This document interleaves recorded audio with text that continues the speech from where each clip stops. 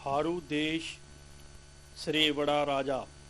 ਇੱਥੋਂ ਚੱਲ ਕੇ ਗੁਰੂ ਜੀ ਹਾਰੂਪੁਰ ਟਾਪੂ ਵੱਲ ਚੱਲ ਪਏ। ਮਰਦਾਨੇ ਨੂੰ ਗੁਰੂ ਜੀ ਨੇ ਕਿਹਾ, ਵਾਹਿਗੁਰੂ ਦਾ ਜਾਪ ਕਰਦੇ ਹੋਏ ਸਾਡੇ ਪਿੱਛੇ ਤੁਰੇ ਆਓ। ਇਹ ਆਖ ਕੇ ਗੁਰੂ ਜੀ ਸਾਨੂੰ ਦੋਹਾਂ ਨੂੰ ਸਮੁੰਦਰ ਉੱਤੇ ਲੈ ਤੁਰੇ। ਗੁਰੂ ਜੀ ਆਪ ਸਹੁੰ ਦਾ ਜਾਪ ਕਰਦੇ ਜਾ ਰਹੇ ਸਨ। ਜਦ ਸਮੁੰਦਰ ਵਿੱਚ ਪਹੁੰਚੇ ਤਾਂ ਮਰਦਾਨਾ ਵਾਹਿਗੁਰੂ ਦਾ ਜਾਪ ਕਰਨਾ ਛੱਡ ਕੇ ਸੋਹਾਂ ਦਾ ਜਾਪ ਕਰਨ ਲੱਗ ਪਿਆ। ਤਦ ਮਰਦਾਨਾ ਗੋਤੇ ਖਾਣ ਲੱਗਾ। ਜਦ 2-4 ਗੋਤੇ ਲੱਗ ਗਏ ਤਾਂ ਗੁਰੂ ਜੀ ਨੇ ਪਿੱਛੇ ਵੇਖ ਕੇ ਆਖਿਆ, ਮਰਦਾਨਾ ਵਾਹਿਗੁਰੂ ਦਾ ਜਾਪ ਜਪ।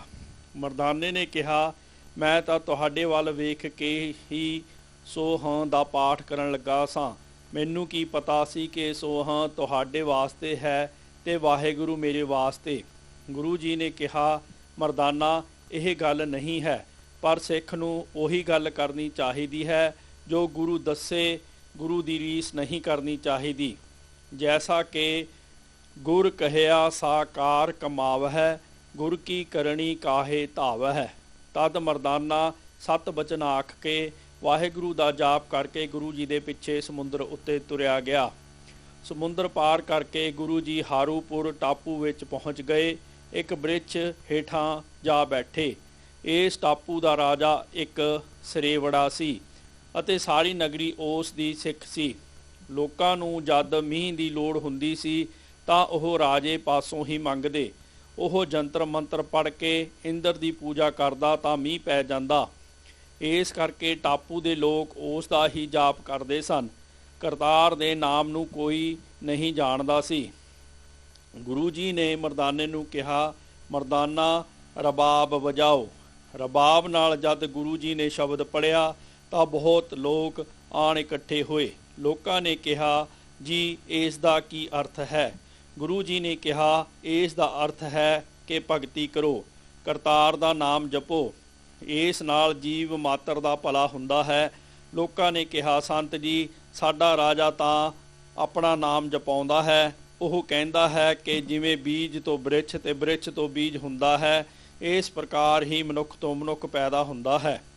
ਹੋਰ ਪੈਦਾ ਕਰਨ ਵਾਲਾ ਕਰਤਾ ਕੋਈ ਨਹੀਂ ਹੈ। ਤਦ ਗੁਰੂ ਜੀ ਉੱਥੇ ਆਪਣੇ ਜਾਪ ਵਿੱਚ ਲਿਵਲੀਨ ਬੈਠੇ ਰਹੇ।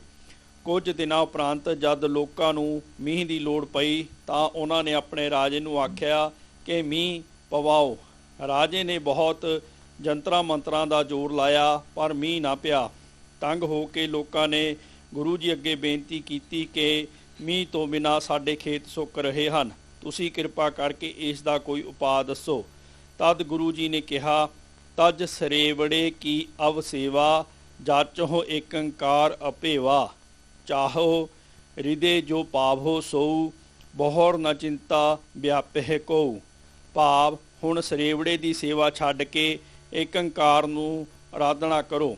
ਜੋ ਮੰਗੋਗੇ ਉਹੀ ਏਕੰਕਾਰ ਤੋਂ ਪਾ ਲਵੋਗੇ, ਫਿਰ ਤੁਹਾਨੂੰ ਹੋਰ ਕੋਈ ਚਿੰਤਾ ਨਹੀਂ ਰਹੇਗੀ।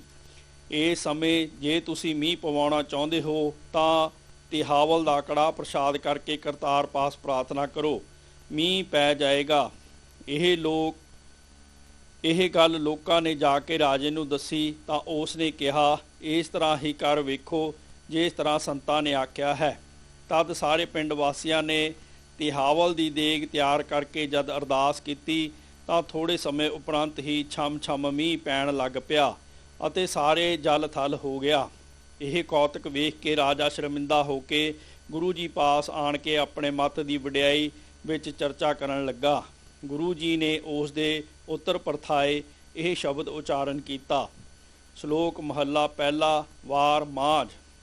ਸਿਰ ਖੁਹਾਈਏ ਪੀ ਇਹ ਮਲਵਾਣੀ, ਜੂਠਾ ਮੰਗ ਮੰਗ ਖਾਹੀ, ਫੋਲ ਫਦੀਹਤ ਮੂੰਹ ਲੈਨ ਪੜਾਸਾ, ਪਾਣੀ ਦੇਖ ਸਗਾਹੀ, ਭੇਡਾਂ ਵਾਗੀ ਸਿਰ ਖੁਹਾਇਨ, ਭਰੀਨ ਹੱਥ ਸੁਆਹੀ, ਮਾਊ ਪੀਊ ਕਿਰਤ ਗਵਾਇਨ, ਟੱਬਰ ਰੋਵਨ ਧਾਹੀ, ਉਹਨਾਂ ਪਿੰਡ ਨਾ ਪਤਲ ਕਿਰਿਆ, ਨਾ ਦੀਵਾ ਮੁਏ ਕਿਥਾਓ ਪਾਹੀ, 68 ਤੀਰਥ ਦੇਨ ਨ ਟੋਈ, ਬ੍ਰਾਹਮਣ ਅੰਨ ਨਾ ਖਾਹੀ, ਸਦਾ ਕੁਚੀਲ ਰਹਿ ਦਿਨ ਰਾਤੀ, ਮੱਥੇ ਟਿਕੇ ਨਾਹੀ, ਚੁੰਡੀ ਪਾਏ ਬਹਿਨ ਨਿਤ ਮਰਣੇ, ਦੜ ਦੀਬਾਨ ਨਾ ਜਾਹੀ, ਲਕੀ ਕਾਸੇ ਹੱਥੀ ਫੁੰਮਣ ਅੱਗੋ ਪਿੱਛੀ ਜਾਹੀ, ना ओए जोगी ना ओए जंगम ना ओए काजी मुल्ला दए विगोए फिरहे विगूते फिटावते गला जिया मार जीवाले सोई अवर न कोई रखै दान है तय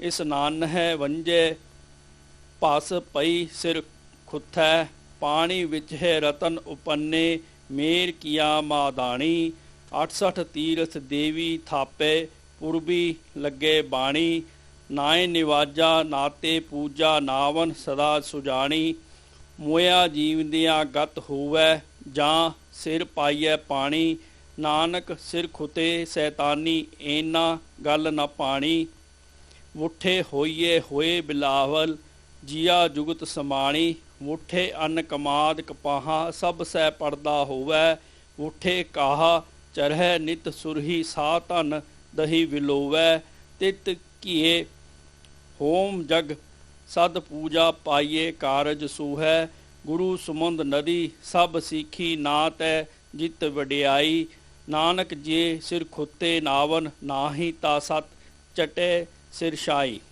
भाव हे राजा तेरा ਸਰੇਵੜਾ ਮਤ ਤਾਂ ਇਹੋ ਜਿਹਾ ਹੈ ਕਿ ਸਿਰ ਦੇ ਵਾਲ ਪੁੱਟਣੇ ਮੈਲਾ ਪਾਣੀ ਪੀਣਾ ਅਤੇ ਮੰਗ ਕੇ ਖਾਣਾ ਆਪਣੇ ਪਾਖਾਨੇ ਨੂੰ ਫੋਲ ਕੇ ਗੰਦੀਆਂ ਪੜਾਸਾਂ ਲੈਣੀਆਂ ਅਤੇ ਪਾਣੀ ਤੋਂ ਦੂਰ ਰਹਿਣਾ ਹੱਥਾਂ ਨੂੰ ਸੁਆਹ ਲਾ ਕੇ ਸਿਰ ਦੇ ਵਾਲ ਪੁੱਟਣੇ ਅਤੇ ਮਾਤਾ ਪਿਤਾ ਦੀ ਕਿਰਤ ਛੱਡ ਕੇ ਤੁਰੇ ਫਿਰਨਾ ਤੇ ਭੁੱਖੇ ਟੱਬਰ ਨੇ ਧਾਹੀ ਮਾਰ ਕੇ ਰੋਣਾ ਜੋ ਮਰ ਜਾਂਦੇ ਹਨ ਉਹਨਾਂ ਦਾ ਕੋਈ ਮ੍ਰਿਤਕ ਸੰਸਕਾਰ ਨਾ ਅਤੇ ਮੁਰਦੇ ਸਰੀਰ ਨੂੰ ਗੰਦੀਆਂ ਥਾਵਾਂ 'ਤੇ ਸੁੱਟ ਦੇਣਾ ਤੁਹਾਡੇ ਮੱਤ ਨੂੰ ਤੀਰਥ ਵੀ ਨੇੜੇ ਨਹੀਂ ਟੁੱਕਣ ਦਿੰਦੇ ਅਤੇ ਤੁਹਾਡੇ ਘਰਾਂ ਤੋਂ ਬ੍ਰਾਹਮਣ ਭੋਜਨ ਨਹੀਂ ਖਾਂਦੇ ਤੁਸੀਂ ਸਦਾ ਹੀ ਰਾਤ ਦਿਨ ਹੀ ਗੰਦੇ ਰਹਿੰਦੇ ਹੋ ਮਰਨ ਸਮੇਂ ਝੰਬ ਮਾਰ ਕੇ ਬਹਿ ਜਾਂਦੇ ਹਨ ਤੇ ਸੰਗਤ ਵਿੱਚ ਨਹੀਂ ਜਾਂਦੇ ਲੱਕਾਂ ਨਾਲ ਲੱਕੜ ਦਾ ਕਾਸਾ ਬੰਨਣਾ ਤੇ ਹੱਥਾਂ ਵਿੱਚ ਸੂਤ ਦੇ ਗੁੱਛਿਆਂ ਦੀ ਚੌਰੀ ਰੱਖਦੇ ਅਤੇ ਅੱਗੜ ਪਿੱਛੜ ਹੋ ਕੇ ਤੁਰਦੇ ਹਨ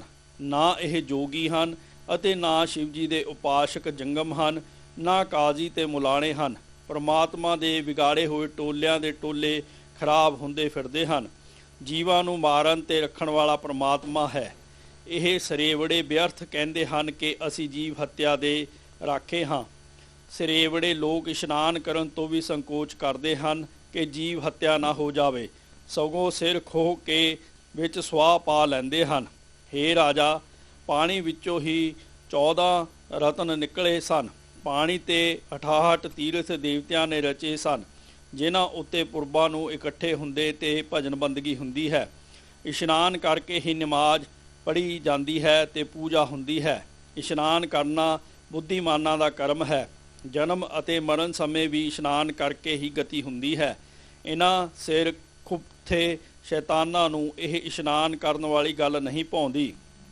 ਪਾਣੀ ਤਥਾ ਬਰਤਨ ਨਾਲ ਹੀ ਜੀਵ ਜਨਤਾ ਨੂੰ ਆਨੰਦ ਹੁੰਦਾ ਹੈ ਮੀਂਹ ਵਰਸਣ ਨਾਲ ਹੀ ਅੰਨ ਤੇ ਕਮਾਦ ਆਦਿ ਅਨਾਜ ਪੈਦਾ ਹੁੰਦੇ ਹਨ ਜਿਸ ਨਾਲ ਸਭ ਦੇ ਪਰਦੇ ਕੱਜੇ ਜਾਂਦੇ ਹਨ ਮੀਂਹ ਵਰਸਣ ਨਾਲ ਹੀ ਘਾਹ ਪੈਦਾ ਹੁੰਦਾ ਹੈ ਤੇ ਗਊਆਂ ਉਸ ਨੂੰ ਖਾ ਕੇ ਦੁੱਧ ਦਿੰਦੀਆਂ ਹਨ ਤੇ ਇਸਤਰੀਆਂ ਉਸ ਨੂੰ ਰਿੜਕਦੀਆਂ ਹਨ ਉਸ ਘਿਓ ਨਾਲ ਹੀ ਹੋਮ ਯੱਗ ਤੇ ਪੂਜਾ ਹੁੰਦੀਆਂ ਹਨ ਅਤੇ ਜਿਸ ਕਾਰਜ ਵਿੱਚ ਘਿਓ ਪੈ ਜਾਵੇ ਉਹੀ ਸੋਭਾ ਪਾਉਂਦਾ ਹੈ ਗੁਰੂ ਸਮੁੰਦਰ ਰੂਪ ਅਸਗਾਹ ਹੈ ਤੇ ਸਿੱਖੀ ਉਸ ਵਿੱਚ ਪੈਣ ਵਾਲੀਆਂ ਨਦੀਆਂ ਹਨ ਜਿਹੜਾ ਵੀ ਸਮੁੰਦਰ ਰੂਪ ਗੁਰੂ ਜੀ ਦੀ ਸ਼ਰਨ ਵਿੱਚ ਜਾਂਦਾ ਹੈ ਉਸ ਦੀ ਉਪਮਾ ਹੁੰਦੀ ਹੈ ਜੇ ਫੇਰ ਵੀ ਇਹ ਸਿਰ ਖੁੱਥੇ ਇਸ ਪਾਣੀ ਵਿੱਚ ਜਿਸ ਦੀ ਇਤਨੀ ਮਹੱਤਤਾ ਹੈ ਇਸ਼ਨਾਨ ਨਹੀਂ ਕਰਦੇ ਤਾਂ ਇਹਨਾਂ ਦੇ ਸਿਰ ਵਿੱਚ 7 ਬੁੱਕ ਸੁਆਹ ਦੇ ਪਾਓ ਇਹ ਗੱਲ ਸੁਣ ਕੇ ਸਰੇਵੜਾ ਰਾਜਾ ਬਹੁਤ ਸ਼ਰਮਿੰਦਾ ਹੋਇਆ ਫਿਰ ਆਪਣੀ ਵਡਿਆਈ ਵਾਸਤੇ ਜੰਤਰਾਂ ਮੰਤਰਾਂ ਦੀ ਕੁਛ ਸ਼ਕਤੀ ਵਿਖਾਉਣ ਲੱਗਾ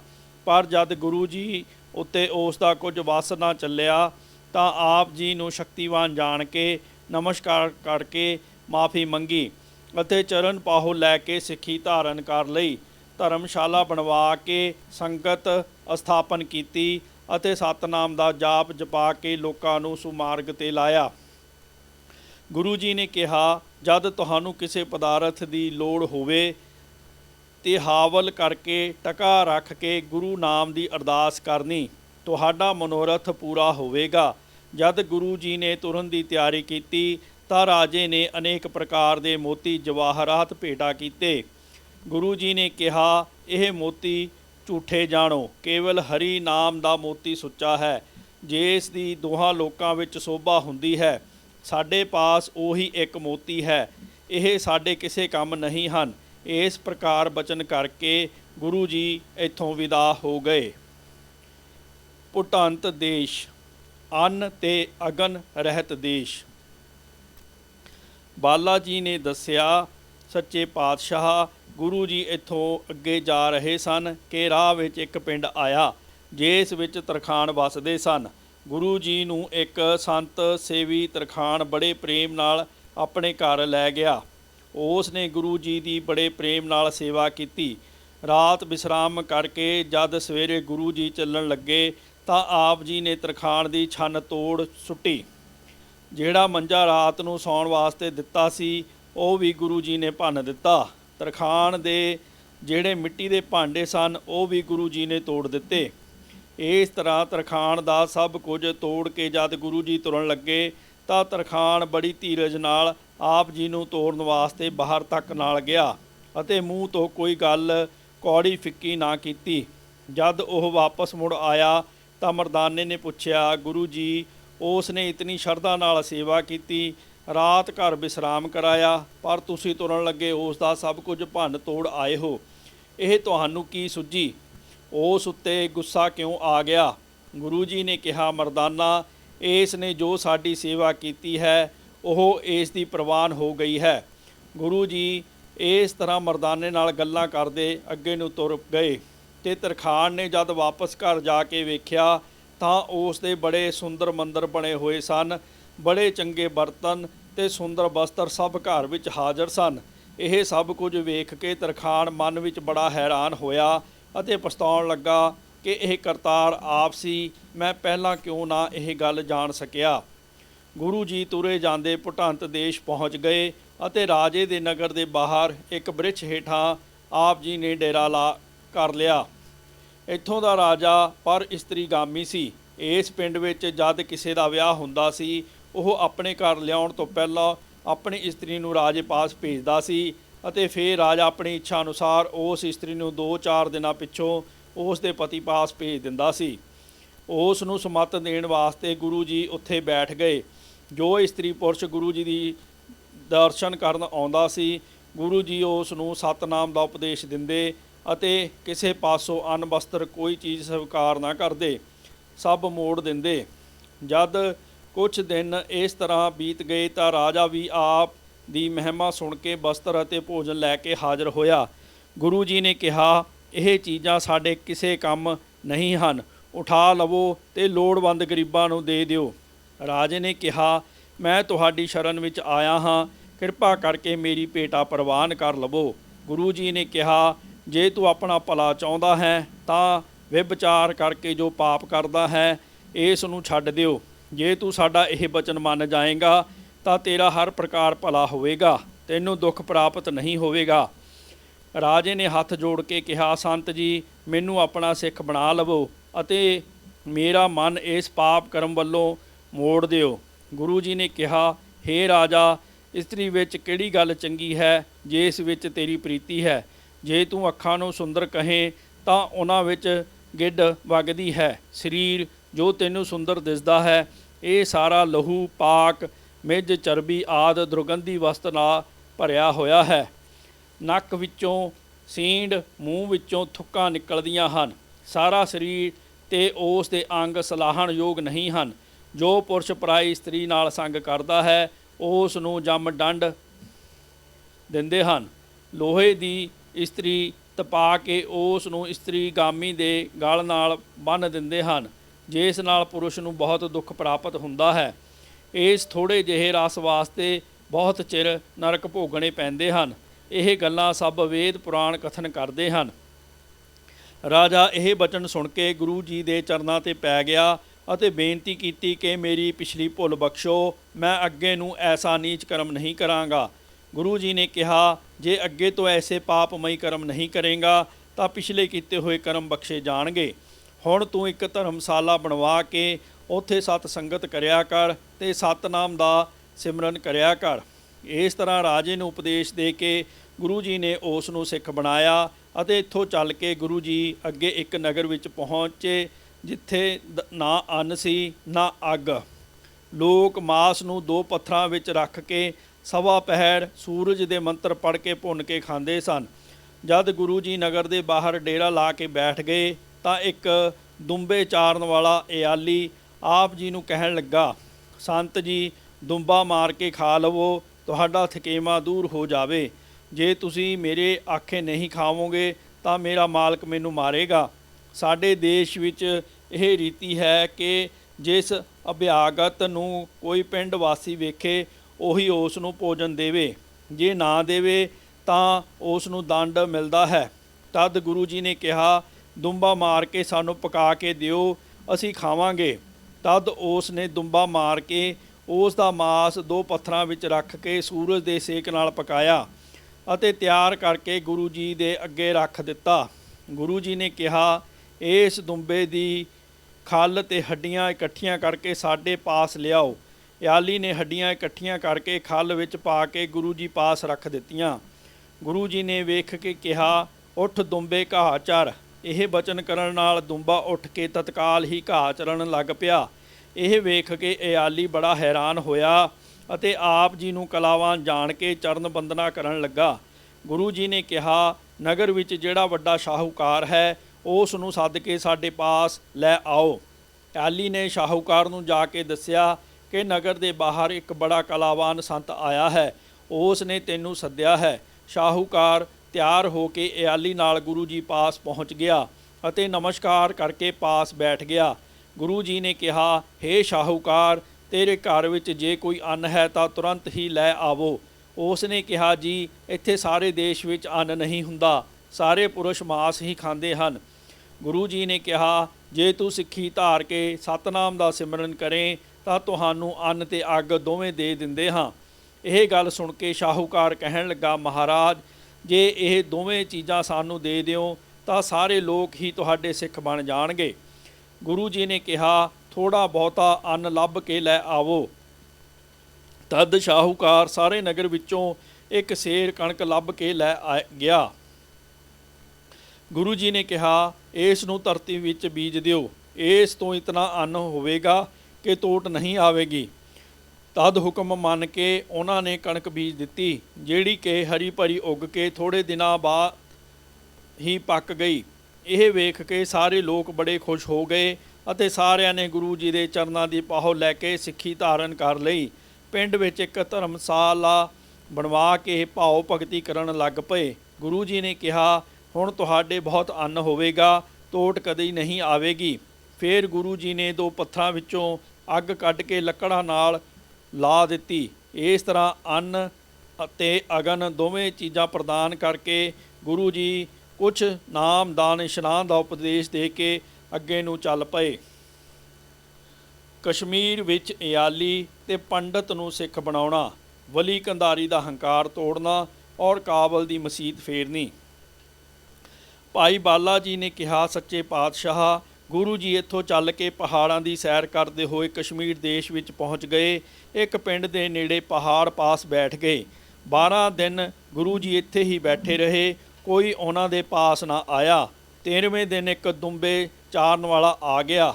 ਉਸ ਨੇ ਸਾਨੂੰ ਵੇਖ ਕੇ ਆਖਿਆ, ਤੁਸੀਂ ਸਾਧੂ ਦੇ ਭੇਖ ਵਿੱਚ ਚੋਰ ਅਥਵਾ ਠੱਗ ਜਾਪਦੇ ਹੋ, ਕਿਉਂਕਿ ਜੇ ਤੁਸੀਂ ਸੱਚੇ ਫਕੀਰ ਹੁੰਦੇ ਤਾਂ ਪਿੰਡ ਵਿੱਚ ਜਾ ਕੇ ਪਿੱਛਾ ਮੰਗਦੇ, ਪਰ ਤੁਸੀਂ ਕਿਸੇ ਬੁਰੀ ਨੀਤ ਉੱਤੇ ਬੈਠੇ ਹੋ। ਇਆਲੀਆਂ ਦੀਆਂ ਗੱਲਾਂ ਸੁਣ ਕੇ ਗੁਰੂ ਜੀ ਨੇ ਹੱਸ ਕੇ ਕਿਹਾ, ਤੈਨੂੰ ਸਾਡੀ ਇਤਨੀ ਚਿੰਤਾ ਕਿਉਂ ਲੱਗੀ ਹੈ? ਜਾ ਤੂੰ ਆਪਣੇ ਦੁੰਬੇ ਜਾ ਕੇ ਸੰਭਾਲ। ਤੂੰ ਅੰਨ ਜਲ ਪੁੱਛਣ ਦੀ ਥਾਂ ਉਲਟੇ ਦਿਲ ਦਿਖਾਉਣ ਵਾਲੇ ਬਚਨ ਕਰ ਰਿਹਾ ਹੈ, ਤੇਰੇ ਮਨ ਵਿੱਚ ਭੈ ਨਹੀਂ। ਇਹ ਬਚਨ ਸੁਣ ਕੇ ਇਆਲੀ ਨੇ ਜਦ ਦੁੰਬੇ ਜਾ ਕੇ ਵੇਖੇ ਤਾਂ ਉਹ ਸਾਰੇ ਮਰੇ ਪਏ ਸਨ। ਇਆਲੀ ਮਨ ਵਿੱਚ ਬੜਾ ਡਰਿਆ ਕਿ ਦੁੰਬਿਆਂ ਦੇ ਮਾਲਕ ਨੂੰ ਕੀ ਦੱਸਾਂਗਾ ਕਿ ਸਾਰੇ ਦੁੰਬੇ ਇਕੱਠੇ ਹੀ ਕਿਸ ਤਰ੍ਹਾਂ ਮਰ ਗਏ ਹਨ। ਦੁੰਬਿਆਂ ਦਾ ਮਾਲਕ ਮੇਰੇ ਪਰਿਵਾਰ ਸਮੇਤ ਮੈਨੂੰ ਬੰਨ੍ਹ ਲਵੇਗਾ, ਉਸ ਪਾਸੋਂ ਕੌਣ ਛੁਡਾਵੇਗਾ? ਫਿਰ ਉਸਨੇ ਸੋਚਿਆ ਕਿ ਇਹ ਫਲ ਮੈਨੂੰ ਸੰਤਾਂ ਨੂੰ ਖੋਟੇ ਬਚਨ ਬੋਲਣ ਕਰਕੇ ਮਿਲਿਆ ਹੈ। ਇਹ ਨਿਸ਼ਚਾ ਕਰਕੇ ਉਹ ਗੁਰੂ ਜੀ ਦੀ ਚਰਨੀ ਆ ਪਿਆ ਅਤੇ ਦੀਨ ਹੋ ਕੇ ਬੇਨਤੀ ਕੀਤੀ ਕਿ ਮੈਂ ਜਿਹੜੇ ਕਠੋਰ ਬਚਨ ਆਪ ਨੂੰ ਕਹੇ ਹਨ ਉਹਨਾਂ ਦੀ ਮਾਫੀ ਦਿਓ। ਮੈਂ ਬਹੁਤ ਭੁੱਲ ਕੀਤੀ ਹੈ। ਮੇਰੀ ਇਸ ਭੁੱਲ ਕਰਕੇ ਮੇਰੇ ਸਾਰੇ ਦੁੰਬੇ ਜਿਨ੍ਹਾਂ ਦਾ ਮੈਂ ਚਰਵਾਹਾ ਹਾਂ ਮਰ ਗਏ ਹਨ। ਦੁੰਬਿਆਂ ਦਾ ਮਾਲਕ ਮੈਨੂੰ ਸਖਤ ਦੰਡ ਦੇਵੇਗਾ। ਮੇਰੀ ਰੋਜੀ ਮਾਰੀ ਜਾਵੇਗੀ ਤੇ ਮੈਂ ਵੀ ਮਾਰਿਆ ਜਾਵਾਂਗਾ।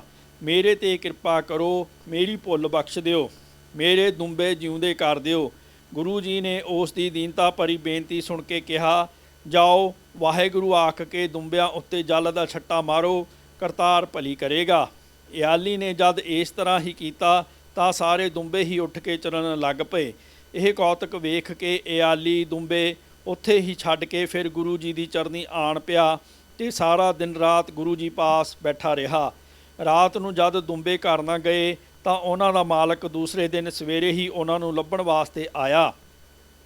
ਇਆਲੀ ਨੂੰ ਗੁਰੂ ਜੀ ਪਾਸ ਬੈਠਾ ਵੇਖ ਕੇ ਬੜੇ ਕ੍ਰੋਧ ਨਾਲ ਬੋਲਿਆ ਕਿ ਹੇ ਮੂਰਖ, ਤੂੰ ਇੱਥੇ ਬੈਠ ਰਿਹਾ ਹੈ, ਦੁੰਬੇ ਕਿੱਥੇ ਗਵਾਏ ਹਨ? ਛੇਤੀ ਦੱਸ, ਨਹੀਂ ਤਾਂ ਬੁਰੀ ਗਤ ਕਰਾਂਗਾ। ਤਦ ਇਆਲੀ ਦੇ ਦੁੰਬਿਆਂ ਦੇ ਮਰਨ ਜੀਵਨ ਦੀ ਸਾਰੀ ਗੱਲ ਦੱਸ ਕੇ ਕਿਹਾ ਕਿ ਮੈਂ ਹੁਣ ਤੇਰੇ ਦੁੰਬੇ ਨਹੀਂ ਚਾਰਾਂਗਾ, ਇਹਨਾਂ ਸੰਤਾਂ ਦੀ ਸੇਵਾ ਹੀ ਕਰਾਂਗਾ। ਉਪਰੰਤ ਇਹ ਖਬਰ ਸਾਰੇ ਨਗਰ ਵਿੱਚ ਫੈਲ ਗਈ ਤਾਂ ਬਹੁਤ ਲੋਕ ਗੁਰੂ ਜੀ ਦੀ ਦਰਸ਼ਨ ਕਰਨ ਵਾਸਤੇ ਆਏ ਅਤੇ ਬੜੇ ਪ੍ਰੇਮ ਤੇ ਸ਼ਰਧਾ ਨਾਲ ਆਪ ਜੀ ਨੂੰ ਸ਼ਹਿਰ ਵਿੱਚ ਲੈ ਗਏ। ਬਹੁਤ ਲੋਕ ਸ਼ਰਧਾ ਨਾਲ ਪਾਹੁਲ ਲੈ ਕੇ ਸਿੱਖ ਬਣ ਗਏ। ਸ਼ਹਿਰ ਵਿੱਚ ਇੱਕ ਧਰਮਸ਼ਾਲਾ ਬਣਵਾ ਕੇ ਉਸ ਵਿੱਚ ਸਤ ਸੰਗਤ ਕਰਨ ਲੱਗੇ।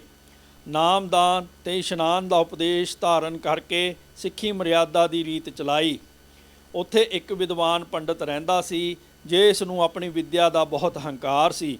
ਉਹ ਆਪਣੇ ਨਾਲ ਊਂਠਾਂ ਅਤੇ ਗੱਡਿਆਂ ਉੱਤੇ ਪੁਸਤਕਾਂ ਲਈ ਫਿਰਦਾ ਸੀ। ਉਹ ਵੀ ਗੁਰੂ ਜੀ ਦੀ ਮਹਿਮਾ ਸੁਣ ਕੇ ਦਰਸ਼ਨ ਕਰਨ ਆਇਆ। ਗੁਰੂ ਜੀ ਨੇ ਚਮੜੇ ਦੀ ਪੋਸਤੀਨ ਗੱਲ ਪਹਿਨੀ ਹੋਈ ਸੀ। ਵੇਖ ਕੇ ਕਹਿਣ ਲੱਗਾ, ਸੰਤ ਹੋ ਕੇ ਤੁਸਾਂ ਸਰੀਰ 'ਤੇ ਚਮੜਾ ਕਿਉਂ ਪਾਇਆ ਹੋਇਆ ਹੈ? ਇਹ ਉਲਟਾ ਕਰਮ ਸੰਤਾਂ ਨੂੰ ਸ਼ੋਭਾ ਨਹੀਂ ਦਿੰਦਾ। ਪੰਡਤ ਦੀ ਗੱਲ ਸੁਣ ਕੇ ਗੁਰੂ ਜੀ ਨੇ ਉਸ ਨੂੰ ਊਠਾਂ ਤੇ ਗੱਡਿਆਂ ਉੱਤੇ ਪੁਸਤਕਾਂ ਦੇ ਭਾਰ ਲੱਦੇ ਹੋਏ ਵੇਖ ਕੇ ਸਿੱਖਿਆ ਵਜੋਂ ਇਹ ਸ਼ਬਦ ਉਚਾਰਨ ਕੀਤਾ। ਸ਼ਲੋਕ ਮਹੱਲਾ ਪਹਿਲਾ। ਆਸਾ ਦੀ ਵਾਰ। ਪੜ ਪੜ ਗੱਡੀ ਲੱਦੀ ਹੈ, ਪੜ ਪੜ ਭਰੀ ਹੈ ਸਾਥ, ਪੜ ਪੜ ਬੇੜੀ ਪਾਈਏ, ਪੜ ਪੜ ਗੱਡੀ ਇਹ ਖਾਤ। ਪੜੀ ਇਹ ਜੇਤੇ ਬਰਸ ਬਰਸ, ਪੜੀ ਇਹ ਜੇਤੇ ਮਾਸ, ਪੜੀਏ ਜੇਤੀ ਆਰਜਾ, ਪੜੀਏ ਜੇਤੇ ਸਾਸ। ਨਾਨਕ ਲੇਖੈ ਇੱਕ ਗੱਲ ਹੋਰ, ਹਉਮੈ ਚਖੜਾ ਝਾਕ। ਭਾਵ, ਹੇ ਪੰਡਤ, ਗੁਰੂ ਤੋਂ ਬਿਨਾਂ ਸੱਚਾ ਮਾਰਗ ਹੱਥ ਨਹੀਂ ਆਉਂਦਾ। ਜਿਵੇਂ ਕੁੰਜੀ ਤੋਂ ਬਿਨਾਂ ਜਿੰਦਰਾ ਨਹੀਂ ਖੁੱਲ੍ਹਦਾ, ਭਾਵੇਂ ਲੱਖ ਯਤਨ ਕਰੀਏ। ਤੂੰ ਜੋ ਊਠਾਂ ਤੇ ਗੱਡਿਆਂ ਉੱਤੇ ਇਤਨੀਆਂ ਪੁਸਤਕਾਂ ਲੱਦੀ ਫਿਰਦਾ ਹੈ, ਇਹ ਕਿਸੇ ਕੰਮ ਨਹੀਂ ਹਨ, ਕਿਉਂਕਿ ਹਰੀ ਨਾਮ ਤੋਂ ਬਿਨਾਂ ਕੋਈ ਸਾਰੀ ਉਮਰ ਵੇਦ ਸ਼ਾਸਤਰ ਪੜ੍ਹਦਾ ਰਹੇ ਤੇ ਗੱਡਿਆਂ ਉੱਤੇ ਲੱਦ ਕੇ ਨਾਲ ਲਈ ਫਿਰੇ, ਸਭ ਵਿਅਰਥ ਹਨ। ਹੇ ਪੰਡਤ, ਜਦ ਤੈਨੂੰ ਪੂਰਨ ਗੁਰੂ ਦੁਆਰਾ ਪਤਾ ਲੱਗੇਗਾ ਕਿ ਕਿਹੜੀ ਵਸਤ ਤਿਆਗਣ ਯੋਗ ਹੈ ਅਤੇ ਕਿਹੜੀ ਗ੍ਰਹਿਣ ਯੋਗ, ਫਿਰ ਤੇਰੀ ਬਾਹਰ ਮੁਖੀ ਬਿਰਤੀ ਅੰਤਰਮੁਖੀ ਹੋਵੇਗੀ। ਤੇਰਾ ਬਾਹਰਲਾ ਪੇਖ ਤਿਲਕਮਾਲਾ ਤਦ ਹੀ ਚੰਗਾ ਹੈ ਜੇ ਹਿਰਦੇ ਅੰਦਰ ਸੱਚੇ ਨਾਮ ਦਾ ਰੰਗ ਚੜ੍ਹਿਆ ਹੋਵੇ। ਜਦ ਤੱਕ ਅੰਤਰ ਆਤਮੇ ਵਿਸ਼ੇ ਵਿਕਾਰਾਂ ਦੀ ਲਗਨ ਹੈ, ਤਦ ਤੱਕ ਬਾਹਰਲਾ ਭੇਖ ਸਭ ਝੂਠਾ ਹੈ। ਅਸੀਂ ਕਿਸੇ ਪਾਸੋਂ ਨਾ ਕੁਛ ਮੰਗਦੇ ਹਾਂ ਅਤੇ ਨਾ ਕਿਸੇ ਚੀਜ਼ ਦੀ ਇੱਛਾ ਕਰਦੇ ਹਾਂ। ਪ੍ਰਾਰਬਧ ਅਨੁਸਾਰ ਜੋ ਕੁਛ ਪ੍ਰਾਪਤ ਹੋਵੇ ਉਹੀ ਵਰਤ ਲੈਂਦੇ ਹਾਂ। ਇਹ ਬਚਨ ਸੁਣ ਕੇ ਪੰਡਤ ਨੇ ਕਿਹਾ, ਮਹਾਰਾਜ, ਪੂਰਨ ਗੁਰੂ ਕਿੱਥੋਂ ਮਿਲੇਗਾ? ਮੈਨੂੰ ਦੱਸੋ। ਗੁਰੂ ਜੀ ਨੇ ਕਿਹਾ, ਇਸ ਪਾਸੇ ਜਾਓ, ਉੱਥੇ ਜੰਗਲ ਵਿੱਚ 4 ਸੰਤ ਬੈਠੇ ਹੋਏ ਹੋਣਗੇ। ਉਹਨਾਂ ਨੂੰ ਪੁੱਛਣਾ, ਉਹ ਤੈਨੂੰ ਪੂਰਨ ਗੁਰੂ ਦਾ ਪਤਾ ਦੱਸ ਦੇਣਗੇ। ਤਦ ਪੰਡਤ ਨੇ ਉਸ ਪਾਸੇ ਜੰਗਲ ਵਿੱਚ ਜਾ ਕੇ ਸੰਤਾਂ ਨੂੰ ਮਿਲ ਕੇ ਸਾਰੀ ਗੱਲ ਸੁਣਾਈ ਕਿ ਉਸ ਨੂੰ ਕੋਈ ਪੂਰਨ ਗੁਰੂ ਦੱਸੋ। ਸੰਤਾਂ ਨੇ ਕਿਹਾ, ਤੇਰਾ ਗੁਰੂ ਇੱਕ ਮੰਦਰ ਵਿੱਚ ਬੈਠਾ ਹੋਇਆ ਹੈ, ਉਸ ਪਾਸ ਚਲਿਆ ਜਾ। ਜਦ ਪੰਡਤ ਉਸ ਮੰਦਰ ਵਿੱਚ ਗਿਆ ਤਾਂ ਉੱਥੇ ਇੱਕ ਸੁੰਦਰ ਇਸਤਰੀ ਹਾਰ ਸ਼ਿੰਗਾਰ ਲਾ ਕੇ ਬੈਠੀ ਹੋਈ ਸੀ। ਜਦ ਪੰਡਤ ਨੇ ਉਸ ਨੂੰ ਨਮਸਕਾਰ ਕੀਤੀ ਤਾਂ ਉਸ ਨੇ ਪੰਡਤ ਦੇ ਸਿਰ ਵਿੱਚ ਜੁੱਤੀ ਮਾਰੀ। ਪੰਡਤ ਬਹੁਤ ਸ਼ਰਮਿੰਦਾ ਹੋ ਕੇ ਚੁੱਪ ਕਰਕੇ ਵਾਪਸ ਸੰਤਾਂ ਪਾਸ ਆ ਗਿਆ। ਸੰਤਾਂ ਨੇ ਪੁੱਛਿਆ, ਗੁਰੂ ਲੱਭਾ ਹੈ ਕਿ ਨਹੀਂ? ਤਦ ਪੰਡਤ ਨੇ ਕਿਹਾ, ਉੱਥੇ ਇੱਕ ਖੋਟੇ ਸੁਭਾਅ ਵਾਲੀ ਬੜੀ ਚੰਡਾਲ ਇਸਤਰੀ ਬੈਠੀ ਹੋਈ ਸੀ। ਉਸ ਵਿੱਚ ਆਪਣੇ ਰੂਪ ਦਾ ਬੜਾ ਹੰਕਾਰ ਸੀ। ਸੰਤਾਂ ਨੇ ਕਿਹਾ, ਉਹੀ ਤੇਰਾ ਗੁਰੂ ਹੈ ਜਿਸ ਨਾਲ ਤੂੰ ਮਨ ਲਾਇਆ ਹੋਇਆ ਹੈ। ਉਹ ਮਾਇਆ ਹੈ ਜਿਸ ਨਾਲ ਤੂੰ ਰਾਤ ਦਿਨ ਲਿਵ ਲਾਈ ਹੈ। ਗੁਰੂ ਨਾਨਕ ਜੀ ਇਸ ਦੇ ਤਿਆਗੀ ਹੋ ਕੇ ਦੂਸਰਿਆਂ ਦੇ ਭਲੇ ਵਾਸਤੇ ਦੇਸ਼ਾਂ ਪ੍ਰਦੇਸ਼ਾਂ ਵਿੱਚ ਪਾਉਂਦੇ ਫਿਰਦੇ ਹਨ। ਉਹਨਾਂ ਨੂੰ ਜਾ ਕੇ ਤੂੰ ਗੁਰੂ ਧਾਰਨ ਕਰ। ਪੰਡਤ ਨੇ ਸੰਤਾਂ ਦੀ ਇਹ ਗੱਲ ਸੁਣ ਕੇ ਮਨ ਵਿੱਚ ਸ਼ਰਧਾ ਧਾਰ ਕੇ ਗੁਰੂ ਜੀ ਪਾਸ ਆਣ ਕੇ ਉਹਨਾਂ ਦੇ ਚਰਨਾਂ 'ਤੇ ਪੈ ਗਿਆ ਅਤੇ ਬੇਨਤੀ ਕੀਤੀ ਕਿ ਮੈਨੂੰ ਚਰਨ ਪਾਹੁਲ ਦੇ ਕੇ ਸਿੱਖ ਬਣਾ ਲਵੋ। ਗੁਰੂ ਜੀ ਨੇ ਉਸ ਨੂੰ ਸਿੱਖ ਬਣਾਇਆ ਅਤੇ ਧਰਮਸ਼ਾਲਾ ਬਣਵਾ ਕੇ ਉਸ ਦੀ ਸੇਵਾ ਸੌਂਪ ਕੇ ਨਾਮਦਾਨ ਇਸ਼ਨਾਨ ਦ੍ਰਿੜਾਇਆ ਅਤੇ ਆਪ ਅੱਗੇ ਨੂੰ ਵਿਦਿਆ ਹੋਏ। ਸਾਖੀ ਪੰਜਾ ਸਾਹਿਬ।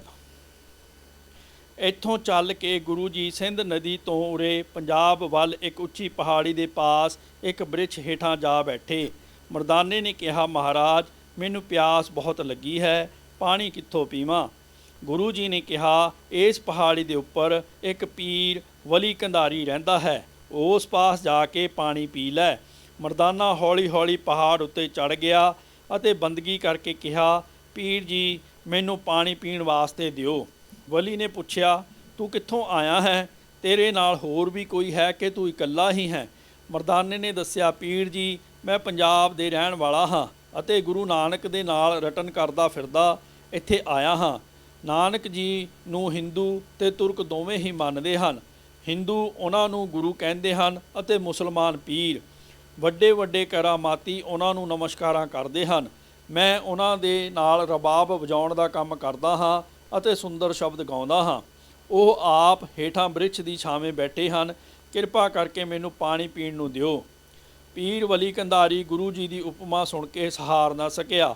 ਕਹਿਣ ਲੱਗਾ, ਜੇ ਉਹ ਕਰਾਮਾਤੀ ਹੈ ਤਾਂ ਜਿੱਥੇ ਬੈਠੇ ਹਨ ਉੱਥੇ ਹੀ ਪਾਣੀ ਕਿਉਂ ਨਹੀਂ ਮੰਗਵਾ ਲੈਂਦੇ? ਪੀਰ ਦੀ ਇਹ ਗੱਲ ਸੁਣ ਕੇ ਮਰਦਾਨੇ ਨੇ ਹੇਠਾਂ ਆਣ ਕੇ ਗੁਰੂ ਜੀ ਨੂੰ ਸਾਰੀ ਗੱਲ ਦੱਸੀ। ਗੁਰੂ ਜੀ ਨੇ ਫੇਰ ਕਿਹਾ, ਜਾ ਮਰਦਾਨਾ, ਪੀਰ ਅੱਗੇ ਨਿਮਰਤਾ ਕਰਕੇ ਪਾਣੀ ਮੰਗ ਕੇ ਪੀਆ। ਮਰਦਾਨਾ ਫੇਰ ਉੱਤੇ ਜਾ ਕੇ ਪੀਰ ਨੂੰ ਕਹਿਣ ਲੱਗਾ, ਪਾਣੀ ਪਿਆਉਣ ਦਾ ਬਹੁਤ ਪੁੰਨ ਹੁੰਦਾ ਹੈ, ਆਪ ਮੈਨੂੰ ਪਾਣੀ ਪਿਆ ਦਿਓ। ਪੀਰ ਨੇ ਗੁੱਸੇ ਨਾਲ ਕਿਹਾ, ਤੂੰ ਕਹਿੰਦਾ ਹੈ ਕਿ ਤਪਾ ਨਾਨਕ ਬੜਾ ਅਜਮਤੀ ਹੈ, ਫੇਰ ਉਹਨਾਂ ਨੂੰ ਪਾਣੀ ਕਿਉਂ ਨਹੀਂ ਮਿਲਦਾ? ਤੈਨੂੰ ਮੈਂ ਕਦੀ ਵੀ ਪਾਣੀ ਨਹੀਂ ਦਿਆਂਗਾ। ਮਰਦਾਨੇ ਨੇ ਫੇਰ ਹੇਠਾਂ ਆਣ ਕੇ ਗੁਰੂ ਜੀ ਨੂੰ ਪੀਰ ਦੀ ਗੁੱਸੇ ਵਾਲੀ ਸਾਰੀ ਗੱਲ ਦੱਸੀ। ਤਦ ਗੁਰੂ ਜੀ ਨੇ ਆਪਣੇ ਹੱਥ ਦੀ ਸੋਟੀ ਦੀ ਹੁੱਜ ਉਸ ਪਹਾੜ ਦੀਆਂ ਜੜ੍ਹਾਂ ਵਿੱਚ ਮਾਰੀ, ਜਿਸ ਨਾਲ ਤਤਕਾਲ ਹੀ ਉਸ ਜਗ੍ਹਾ ਤੋਂ ਪਾਣੀ ਦੀ ਧਾਰਾ ਨਿਕਲ ਕੇ ਵਹਿਣ ਲੱਗ ਪਈ। ਉੱਧਰ ਉੱਪਰੋਂ ਵਲੀ ਕੰਧਾਰੀ ਦੇ ਪਾਣੀ ਦਾ ਚਸ਼ਮਾ ਸੁੱਕ ਗਿਆ। ਇਹ ਗੱਲ ਵੇਖ ਕੇ ਵਲੀ ਕੰਧਾਰੀ ਨੇ ਕ੍ਰੋਧ ਨਾਲ ਇੱਕ ਵੱਡਾ ਭਾਰੀ ਪੱਥਰ ਆਪਣੀ ਸ਼ਕਤੀ ਨਾਲ ਗੁਰੂ ਜੀ ਉੱਤੇ ਰੇੜ ਦਿੱਤਾ। ਗੁਰੂ ਜੀ ਨੇ ਉਸ ਭਾਰੀ ਸਿਲਾ ਅੱਗੇ ਹੱਥ ਰੱਖ ਕੇ ਪਾਣੀ ਦੇ ਚਸ਼ਮੇ ਤੋਂ ਪਿੱਛੋਂ ਹੀ ਰੋਕ ਦਿੱਤਾ। ਤਾਂ ਜਦ ਵਲੀ ਕੰਧਾਰੀ ਨੇ ਵੇਖਿਆ ਕਿ ਹੇਠਾਂ ਪਾਣੀ ਦਾ ਪ੍ਰਵਾਹ ਨਹੀਂ ਬੰਦ ਹੋਇਆ ਤਾਂ ਉਸ ਨੇ ਆਪਣੀ ਸ਼ਕਤੀ ਨਾਲ ਸਿਲਾ ਨੂੰ ਅੱਗੋਂ ਚਸ਼ਮੇ ਦੇ ਮੂੰਹ ਉੱਤੇ ਧਕੇਲਣ ਦਾ ਯਤਨ ਕੀਤਾ, ਪਰ ਸਿਲਾ ਉੱਥੇ ਹੀ ਰੁਕੀ ਰਹੀ ਤੇ ਪਾਣੀ ਚੱਲਦਾ ਰਿਹਾ। ਜਦ ਪੀਰ ਨੇ ਵੇਖ ਲਿਆ ਕਿ ਉਹ ਮੇਰੇ ਨਾਲੋਂ ਸ਼ਕਤੀਵਾਨ ਹਨ ਤਾਂ ਹੇਠਾਂ ਆਣ ਕੇ ਗੁਰੂ ਜੀ ਦੇ ਚਰਨਾਂ 'ਤੇ ਪੈ ਗਿਆ ਅਤੇ ਕਹਿਣ ਲੱਗਾ, ਹੇ ਪ੍ਰਭੂ ਜੀ, ਮੈਂ ਤੁਹਾਡੀ ਮਹਿਮਾ ਨਹੀਂ ਜਾਣੀ ਸੀ, ਮੇਰੀ ਭੁੱਲ ਬਖਸ਼ ਦਿਓ, ਮੈਨੂੰ ਉਪਦੇਸ਼ ਦਿਓ ਜਿਸ ਨਾਲ ਮੇਰਾ ਪ੍ਰਲੋਕ ਸੌਰ ਜਾਵੇ। ਗੁਰੂ ਜੀ ਨੇ ਕਿਹਾ, ਤੁਸਾਂ ਬਿਅਰਥ ਈਰਖਾ ਕਰਕੇ ਦੁੱਖ ਸਹਾਰਿਆ ਹੈ, ਇਸ ਤੋਂ ਕੁਛ ਪ੍ਰਾਪਤ ਨਹੀਂ ਹੁੰਦਾ। ਜੇ ਇਸ ਨੂੰ ਤਿਆਗ ਦਿਓ ਤਾਂ ਹਿਰਦੇ ਵਿੱਚ ਸਦਾ ਖੁਸ਼ੀ ਰਹਿੰਦੀ ਹੈ। ਸੋ ਈਰਖਾ ਨੂੰ ਛੱਡ ਕੇ ਹਰ ਦਮ ਖੁਦਾ ਨੂੰ ਯਾਦ ਰੱਖੋ ਅਤੇ ਆਪਣੇ ਮਨੁੱਖਾ ਸਰੀਰ ਨੂੰ ਸਫਲਾ ਕਰੋ। ਇਹ ਉਪਦੇਸ਼ ਲੈ ਕੇ ਪੀਰ ਜੀ ਨੇ ਨਮਸਕਾਰ ਕੀਤੀ ਅਤੇ ਗੁਰੂ ਜੀ ਦੀ ਖੁਸ਼ੀ ਲੈ ਕੇ ਆਪਣੇ ਸਥਾਨ ਪਹਾੜੀ ਉੱਪਰ ਚਲਿਆ ਗਿਆ। ਗੁਰੂ ਜੀ ਇੱਥੋਂ ਚੱਲ ਕੇ ਕਾਬਲ ਸ਼ਹਿਰ ਚਲੇ ਗਏ। ਇੱਥੇ ਗੁਰੂ ਜੀ ਇੱਕ ਮਸੀਤ ਵਿੱਚ ਜਾ ਬੈਠੇ। ਮੁੱਲਾ ਨੇ ਕਿਹਾ, ਤੁਸੀਂ ਕਿੱਥੋਂ ਆਏ ਹੋ? ਹਿੰਦੂ ਜਾਪਦੇ ਹੋ, ਇਹ ਮੁਸਲਮਾਨਾਂ ਦਾ ਪਵਿੱਤਰ ਜਗ੍ਹਾ ਹੈ, ਤੁਸੀਂ ਇੱਥੋਂ ਚਲੇ ਜਾਓ। ਗੁਰੂ ਜੀ ਨੇ ਕਿਹਾ, ਅਸੀਂ ਤੁਰੇ ਆਉਂਦੇ ਪੈਂਡਾ ਕਰਕੇ ਥੱਕ ਗਏ ਹਾਂ, ਇੱਕ ਅੱਜ ਦੀ ਰਾਤ ਕੱਟ ਕੇ ਸਵੇਰੇ ਚਲੇ ਜਾਵਾਂਗੇ। ਮੁੱਲਾ ਨੇ ਕਿਹਾ, ਰਾਤ ਕਿਸ ਤਰ੍ਹਾਂ ਕੱਟ ਸਕਦੇ ਹੋ? ਮੈਂ ਹਿੰਦੂ ਨੂੰ ਇੱਥੇ ਬੈਠਣ ਨਹੀਂ ਦੇਣਾ, ਹੋਰ ਕਿਤੇ ਚਲੇ ਜਾਓ। ਜੇ ਨਹੀਂ ਉੱਠੋਗੇ ਤਾਂ ਮੈਂ ਬਾਹੋਂ ਫੜ ਕੇ ਉਠਾ ਦਿਆਂਗਾ। ਗੁਰੂ ਜੀ ਨੇ ਕਿਹਾ, ਜੇ ਤੇਰੇ ਵਿੱਚ ਜ਼ੋਰ ਤਾਂ ਮਸੀਤ ਨੂੰ ਟਿਕਾ ਕੇ ਰੱਖੋ। ਜੇ ਤੂੰ ਮਸੀਤ ਨੂੰ ਰੋਕ ਨਾ ਸਕਿਆ ਤਾਂ ਤੂੰ ਝੂਠ ਬੋਲ ਰਿਹਾ ਹੈ ਕਿ ਮਸੀਤ ਤੇਰੀ ਹੈ। ਮੁੱਲਾ ਨੇ ਕਿਹਾ, ਮਸੀਤ ਸਥਿਰ ਹੀ ਹੈ, ਇਸ ਨੇ ਕਿੱਥੇ ਜਾਣਾ ਹੈ? ਮੈਨੂੰ ਐਵੇਂ ਡਰਾ ਨਹੀਂ। ਗੁਰੂ ਜੀ ਉਸ ਸਮੇਂ ਉੱਠ ਕੇ ਮਸੀਤ ਉੱਤੇ ਚੜ੍ਹ ਗਏ ਅਤੇ ਮਸੀਤ ਤੋੜ ਕੇ ਲੈ ਚੱਲੇ। ਮਸੀਤ ਤੁਰਦੀ ਵੇਖ ਕੇ ਮੁੱਲਾ ਕੰਬ ਗਿਆ। ਅਤੇ ਵੇਖਣ ਵਾਲੇ ਲੋਕ ਸਾਰੇ ਹੈਰਾਨ ਰਹਿ ਗਏ। ਗੁਰੂ ਜੀ ਨੇ ਮਸੀਤ ਨੂੰ ਕਾਬਲ ਦੇ ਚੌਫੇਰੇ ਫਿਰਾਇਆ। ਤਦ ਸ਼ਹਿਰ ਦਾ ਵੱਡਾ ਕਾਜ਼ੀ ਸੁਣ ਕੇ ਜਲਦੀ ਹੀ ਗੁਰੂ ਜੀ ਪਾਸ ਦੌੜ ਕੇ ਆਇਆ।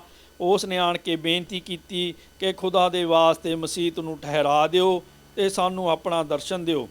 ਕਾਜ਼ੀ ਦੀ ਬੇਨਤੀ ਸੁਣ ਕੇ ਜਦ ਗੁਰੂ ਜੀ ਨੇ ਮਸੀਤ ਖੜੀ ਕਰ ਦਿੱਤੀ ਤਾਂ ਸ਼ਹਿਰ ਦੇ ਬਹੁਤ ਸਾਰੇ ਲੋਕ ਇਕੱਠੇ ਹੋ ਕੇ ਆਪ ਜੀ ਪਾਸ ਆਣ ਕੇ ਨਾਨਾ ਪ੍ਰਕਾਰ ਦੀਆਂ ਭੇਟਾਂ ਅਰਪਣ ਕਰਕੇ ਨਮਸਕਾਰਾਂ ਕਰਨ ਲੱਗੇ। ਪੂਜਾ ਕਰਨ ਵਾਸਤੇ ਗੁਰੂ ਜੀ ਦੇ ਖੱਬੇ ਪੈਰ ਦੀ ਖੜਾਮ ਰੱਖ ਲਈ।